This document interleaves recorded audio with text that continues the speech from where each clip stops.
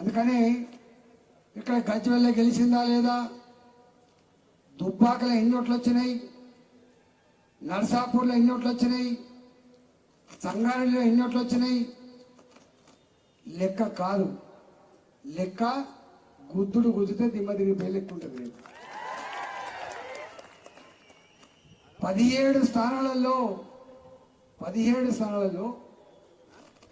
ఆదిలాబాద్ నుంచి మొదలుపెట్టి అలంపూర్ వరకు, భద్రాచలం నుంచి మొదలుపెట్టి పరిగి వరకు ఎక్కడ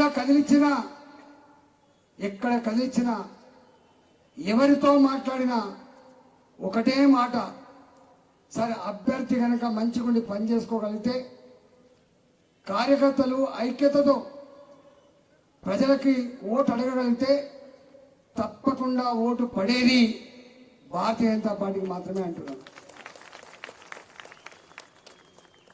ఇవాళ తెలంగాణలో భారతీయ జనతా పార్టీ నాయకులకు కానీ కార్యకర్తలకు కానీ ఒక గొప్ప వరం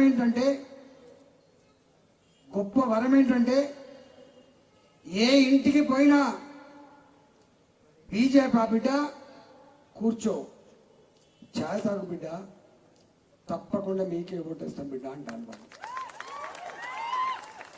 జనరల్గా ఓట్లకు పోయినప్పుడు వాళ్ళకి ఇష్టం లేకపోతే గడప దాటి వాళ్ళే వస్తారు. మంచిది మంచిది మంచిది అంటారు. దండం పెడితే దండ కూడా పెట్టరు. మంచిది మంచిది అంటారు. కానీ ఈసారి ఆ వాతావరణం లేదు. మేము తెలంగాణ వ్యాప్తంగా ఒక సర్వే చేయించినాం ఎట్లా ఉండబోతుందని చెప్పి. ఇంత గమ్మత్తైన విషయం ఏంటంటే ఈ దఫా ఎన్నడూ ఓటు వేయని వాళ్ళు, రాజకీయాలంటే ఇష్టం లేని వాళ్ళు, నాయకుల పట్ల మంచి అభిప్రాయం లేని వాళ్ళు ఈసారి మాత్రం ఓటు వేయాలంటాను. ఎవరికి వేయాలి? మోడీ గారికి వేయాలి. నా మొత్తం 40 ఏళ్ల చరిత్రలో అట్లాంటి సెక్షన్స్ వాళ్ళంతటా వాళ్ళే మీటింగ్ పెట్టుకొని మేము మోడీ గారికి ఓటేస్తామనేటువంటి చరిత్ర ఇంతవరకు చూడలేదు. ఒక కౌన్సిలర్, ఒక కార్పొరేటర్, ఒక సర్పంచ్, ఒక ఎమ్మెల్యే ఒక్కసారి గెలిచిన తర్వాత రెండవసారి ఓటు వేయాలంటే జోకేస్తారు, తూచేస్తారు ఓటు. అంత ఈజీ కాదు.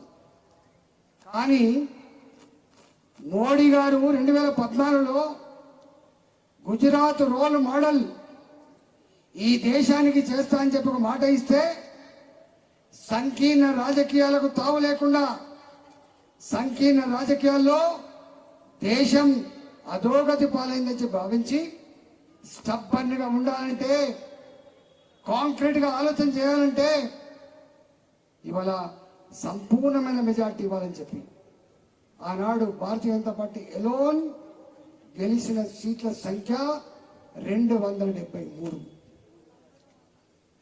ఎన్డీఏ గెలిచింది 300 పైచిల సీట్లు గెలిచింది. 5 ఏళ్ళు అయింది. ఇప్పటి వాళ్ళ లెక్క కేసీఆర్ లెక్క హామీలు ఇవ్వలే. రేవంత్ రెడ్డి లెక్క 66 హామీలు 6 గ్యారెంటీలు ఇవ్వలే. ప్రజలారా, నేను 5 ఏళ్ళు పాలించిన మీ బిడ్డగా నచ్చితే మరోసారి మీరు ఆశీర్వదించమని చెప్పి అడిగితే 303 సీట్లు ఇచ్చి, మోడీ గారు పోయినసారి మాకు సంపూర్ణంగా అర్థం కాలే, 5 ఏళ్ల పరిపాలన చూసిన తర్వాత మీరే మా ప్రధానమంత్రి అని చెప్పి ఆ సేతు హిమాచలం జమ్మూ కాశ్మీర్ నుంచి మొదలుపెట్టి కన్యాకుమారి వరకు 303 సీట్లు భారతీయ జనతా పార్టీకి మాత్రమే ఇచ్చి